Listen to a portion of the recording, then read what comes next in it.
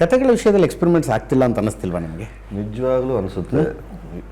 ಇದೇನು ರಿಸ್ಕ್ ತಗೊಳಕ್ಕೆ ತಯಾರಿಲ್ವಾ ಪ್ರೊಡ್ಯೂಸರ್? ತಗೊಳಕ್ಕೆ ಅಂತಂದರೆ ನಾವು ಎಲ್ಲ ಮಾತಾಡ್ತಾರೆ, ಈಗೇನು ಯಾವ ಎಳೆ ಮಗುಗೆ ತಂದು ಕೂಡ್ಸ್ಕೊಂಡು ನೀವು ಇಂಟರ್ವ್ಯೂ ಮಾಡಿದ್ರು ಸರ್ ನಮ್ಮ ಕಂಟೆಂಟ್ ಓರಿಯೆಂಟೆಡ್.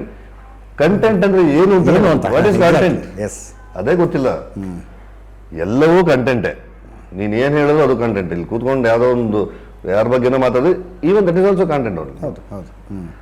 ಇವಾಗ ಅದೊಂದು ಪದ ಕಲ್ತ್ಕೊಂಡ್ಬಿಟ್ಟವ್ರು ಎಲ್ಲರೂ.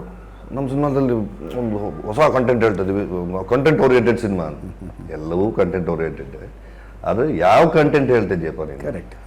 ನಮ್ಮ ನೆಲದ, ನಮ್ಮ ಮಣ್ಣಿನ, ನಮ್ಮ ಸಮಸ್ಯೆಗಳ ಮೇಲೆ ಬೆಳಕು ಚೆಲ್ಲುವಂಥ ಚಿತ್ರ ಆಗಬೇಕು. ನಮ್ಮ ಪರಿಸರದ, ನಮ್ಮ ಮಣ್ಣಿನ ವಾಸನೆ ಅದರಲ್ಲಿರಬೇಕು. ಕರೆಕ್ಟ್. ಆ ವಿಚಾರದಲ್ಲಿ ಸಂಜಯ್ ಬಚ್ಕಿತಾಟು ತುಂಬಾ ನೇರವಾಗಿ ಒಂದು ಒಂದು ಎಲ್ಲರ ಮನಸ್ಸಿಗೂ ಹತ್ತಿರ ಆಗೋ ರೀತಿ ಮೂಡಿಸಿರೋ ಸಿನಿಮಾ. ಕನ್ನಡ ಚಿತ್ರರಂಗದ ಮೇಲೆ ಒಂದು ದೊಡ್ಡ ಚಾಲೆಂಜ್ ಇರೋದು ನೀವು ವೀಕ್ಷಕರನ್ನ ಕರೆಸ್ಬೇಕು, ಪ್ರೇಕ್ಷಕರನ್ನ ಕರೆಸ್ಬೇಕು. ಇದು ಟೈಮ್ ಟೇಕಿಂಗ್ ಪ್ರೋಸೆಸ್ಸೇ ಇದು. ಬಟ್ ಏನು ಆಗೋದಿಲ್ಲ ಅಂತೇನಿಲ್ಲ. Okay, it takes time. ಒಂದು ರಿಜಿಗ್ನೇಷನ್.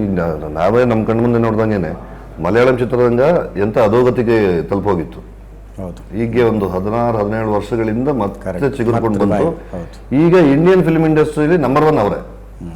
ಆಮೇಲೆ ಅಲ್ಲೂ ಎಕ್ಸ್ಪೆರಿಮೆಂಟ್ಸ್ ಅಂಡ್ ಈವನ್ ಅರ್ನಿಂಗ್ ಕೂಡ. ಕಥಾನ್ವೇಷಣೆ ಚೆನ್ನಾಗಿದೆ, ಬರಹಗಾರರು ಚೆನ್ನಾಗಿದ್ದಾರೆ. ಆಮೇಲೆ ಬರಹಗಾರರಿಗೆ ಅಲ್ಲಿ ದುಡ್ಡು ಕೊಡ್ತಾರೆ. ನಮ್ಮಲ್ಲಿ ಮೊದಲಿಂದನೂ ತುಂಬಾ ನೆಗ್ಲೆಕ್ಟೆಡ್ ಆಗಿರೋ ವಿಂಗ್ ಅಂದ್ರೆ ರೈಟರ್ಸ್. ಸಿನಿಮಾದಲ್ಲಿ ಬರವಣಿಗೆ ಮಾಡೋರಿಗೆ ಸಾಕಷ್ಟು ಚೆನ್ನಾಗಿ ಬುನಾದಿ ಹಾಕೋದಲ್ಲ, ಅವ್ರಿಲ್ದೆ ಸಿನಿಮಾ ಕಟ್ಟಕ್ಕೆ ಆಗಲ್ವಲ್ಲ. ನೀವು ಪಾಯ ಗಟ್ಟಿ ಇದ್ರೆ ತಾನೇ ಮನೆ ಕಟ್ಟಕ್ಕಾಗಲ್ಲ.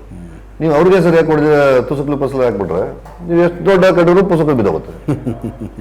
ಆ ರೀತಿ ಆಗಿದೆ.